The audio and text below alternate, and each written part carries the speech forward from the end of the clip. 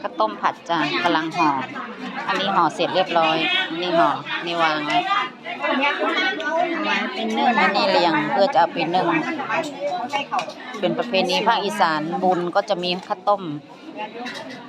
ร่วมด้วยช่วยกันดูบรรยากาศชมบรรยากาศทั่วไปจากเพื่อนๆอันนี้คือห่อข้าวต้มล้วนๆจ้ะร่วมด้วยช่วยกันบุญจ้ะงานบุญบวช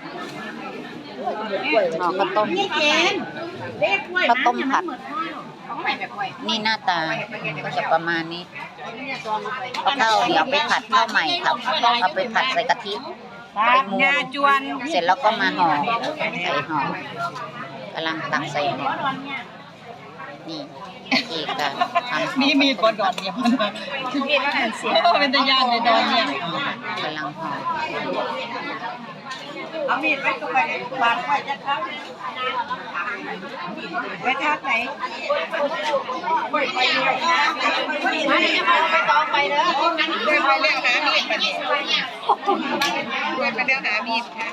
บาดในป้ายเทียนบาดในน้อยโน่นเด้อบัดเนี่ยจะบาดให้บาดเก้าบาดนี่แก่ม้วนค่ะฉันเก็บจับมุมเปิดปากเขาเพิ่นไว้หลาย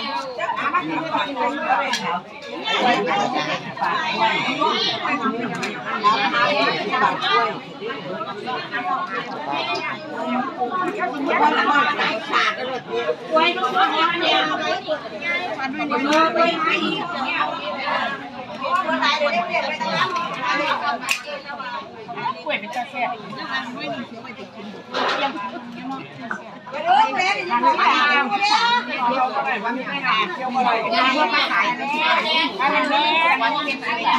ถ้าได้กินเขาซักอันนี้จะเป็นถ้าได้กินว่าบ่อยเป็นฐานนี้คื